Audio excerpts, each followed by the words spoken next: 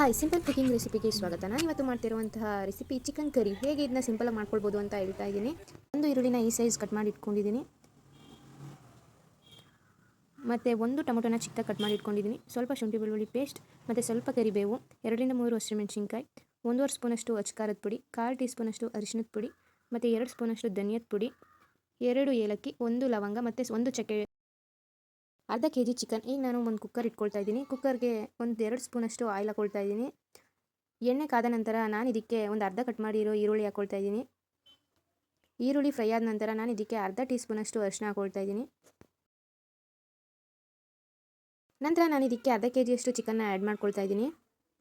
ನಾನು ಇದನ್ನ ಕುಕ್ಕರಲ್ಲಿ 1 ವಿಸಿಲಷ್ಟು ಕೂಗಿಸ್ಕೊಳ್ತೀನಿ.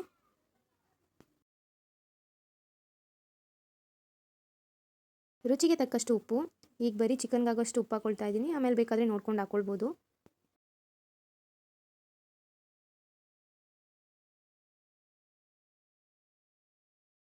ಇವಾಗ ಕುಕ್ಕರಲ್ಲಿ 1 ವಿಸಿಲಷ್ಟು ಕೂಗಿಸ್ಕೊಳ್ಳೋಣ.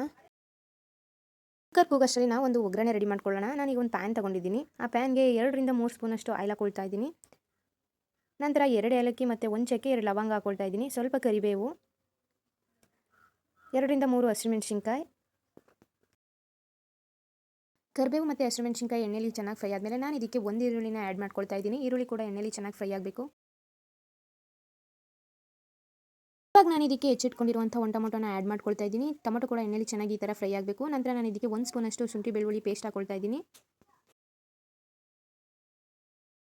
ಇದು ಸ್ವಲ್ಪ ಫ್ರೈ ಆದಮೇಲೆ ನಾನು ಇದಕ್ಕೆ ಧನಿಯದ ಪುಡಿ ಮತ್ತು ಅಚ್ಕಾರದ ಪುಡಿ ಆ್ಯಡ್ ಮಾಡ್ಕೊಳ್ತಾ ಇದ್ದೀನಿ.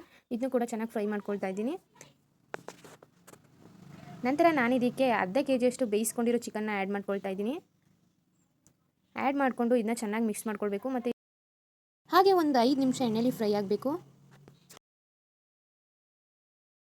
ಒಂದು 5 ಮಿನಿಟ್ಸ್ ಆದಮೇಲೆ ನಾನು ಇದಕ್ಕೆ ಚಿಕನ್ನ ಬೇಯಿಸ್ಕೊಂಡು ಇಟ್ಟಿರುವಂಥ ರಸ ಹಾಕ್ಕೊಂಡು ಮಿಕ್ಸ್ ಮಾಡ್ಕೊಳ್ತಾ ಇದ್ದೀನಿ. ಈ ಚಿಕನ್ನು ಈ ರಸದಲ್ಲೇ ಬೇಯಬೇಕು. ಇದಕ್ಕೆ ನಾನು ಸ್ವಲ್ಪನೂ ನೀರು ಹಾಕ್ಕೊಂಡಿಲ್ಲ, ಬರೀ ಚಿಕನ್ ರಸದಲ್ಲೇ ಬೇಯಿಸ್ಕೊಳ್ತಾ ಇದ್ದೀನಿ. ಒಂದು 1/2 ಅವರ್ ಈ ರೀತಿ ಫ್ರೈ ಆಗೋ ತನಕ ಬೇಯಿಸ್ಕೊಂಡ್ರೆ ಸಾಕು. ಸ್ವಲ್ಪ ಕೊತ್ತಂಬರಿ ಸೊಪ್ಪು ಹಾಕ್ಕೊಂಡು ಮಿಕ್ಸ್ ಮಾಡ್ಕೊಳ್ತಾ ಇದ್ದೀನಿ. ಇವಾಗ ತುಂಬ ಟೇಸ್ಟಿಯಾದ ಚಿಕನ್ ಕರಿ ರೆಡಿಯಾಗಿದೆ. ಈ ರೆಸಿಪಿ ನಿಮಗೂ ಇಷ್ಟ ಆದರೆ ನೀವು ಒಂದ್ಸಲ ಟ್ರೈ ಮಾಡಿ, ಹೇಗಿದೆ ಅಂತ ಕಮೆಂಟ್ ಮಾಡಿ, ಸಬ್ಸ್ಕ್ರೈಬ್ ಮಾಡಿ, ಶೇರ್ ಮಾಡಿ. Thank you.